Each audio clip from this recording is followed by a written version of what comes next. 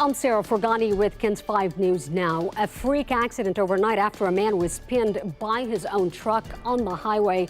Police say they don't know what he was doing on the side of the road. Around midnight on 410 near Fredericksburg Road, fire crews found him pinned between a guardrail and his truck. Officers believe the victim got out of his vehicle, then at some point the truck rolled forward, crushing him. Meanwhile, a 9-month-old girl nearly drowned in a bathtub overnight. This was at a neighborhood on Vance Jackson on the city's northwest side. The girl is alive and at a local hospital. Police say they're now investigating if the people inside that home were impaired when the baby almost drowned. They say a mom and her 2 kids were at the residence. CPS is now involved. No word yet on any charges. Police say they have 2 suspects in the murder of a young man found dead back in March. Officers arrested Mariah Cabrera and Javian Johnson late last night. Investigators say the victim, 20-year-old David Resentis, was ambushed, robbed, and shot along El Paso Street on March 25th. They say Cabrera and Johnson used social media to organize a drug deal, waited for Resentis, then attacked him. Both are now being charged with murder. Several San Antonio police officers are recovering now after being shot in the line of duty, and union reps say morale has never been lower across the department. In less than a week, 5 officers were hurt during 3 separate shootings. 4 of them were hospitalized. The San Antonio Police Officers Association president, Danny Diaz, says he wants to come up with solutions that ensure the judicial system can prevent repeat offenders from getting off on bail and committing more crimes. It is now up to the community to go out and start realizing how many more people, how many more citizens of this community have to be harmed before the DA starts doing his job in prosecuting these criminals. Diaz told us he met with Bexar County District Attorney Joe Gonzalez. The DA said the bail bond system should be based on risk, not on the amount of money an offender has to bail out. One of the wounded officers on Wednesday was trying to stop a wanted man from firing at cars on I-10. SAPD says Officer Jason Owen was shot in the arm before the suspect was shot and killed. Officer Owen has been with the department for 8 years and is assigned to the Street Crimes Unit. Right now, he's still in the hospital continuing to recover. 774 new laws go into effect today. They cover everything from health care, education to public safety. House Bill 3 is a school safety law that requires an armed officer at every campus in Texas. This armed person can either be a peace officer, a school resource officer, a school marshal, or even a school district employee. Another new Texas law teetering in the balance, Senate Bill 12, known as the drag show ban.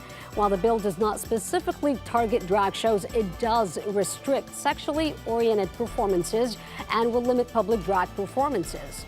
On Thursday, a judge called the law unconstitutional and blocked it from going into effect. The Texas AG office plans to appeal that decision. Some other laws taking effect today: a crackdown on the illegal opioid fentanyl. Whenever someone dies of an overdose, the person who provided the drug could now face a murder charge. Transgender youth will not have access to puberty blockers and hormone therapy. Those who prescribe the treatments could also lose their medical licenses. COVID mandates are now illegal in Texas. That means mask and vaccine requirements or school and business closures. There are exceptions for places like hospitals and prisons. Transportation officials will also be allowed to temporarily change the speed limit due to weather or construction. Catalytic converter thefts have been a problem in San Antonio. The latest target, a nonprofit that helps adults and children with disabilities. We had 1 stolen earlier this year. This is actually the 3rd time we have had multiple vehicles hit. That spokesperson with the Arc of San Antonio says thieves stole the catalytic converters from their vehicles, and now they can't transport people to and from activities. Cameras caught 2 people breaking into the parking lot through the fence. Time we had this happen, it took about 2.5 months. I think the people who do this forget that they're impacting real people who have real lives, who very much need the services we offer and the service we provide.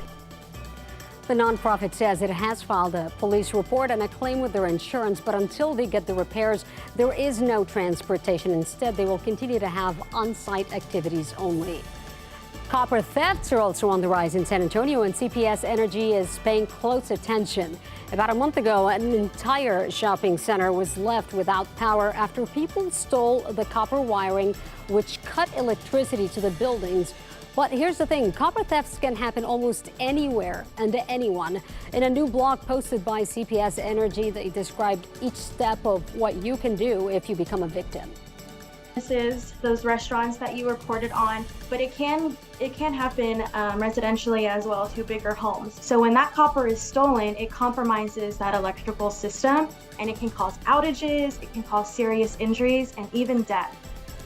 You can visit cpsenergy.com/copper theft to read that blog. You can also call 210-353-2222 to report a theft or outage. All right, let's check in with Maggie Laughlin for your forecast today. Hey, Sarah. Yeah, well, no surprise for you guys here. It's going to be sunny, dry, and it's going to be hot as well. 92 by noon. Make it an iced coffee today. I think I'm going to go grab one. 101 by 5 p.m. Sarah? That's KENS 5 News now. I'm Sarah Forgani.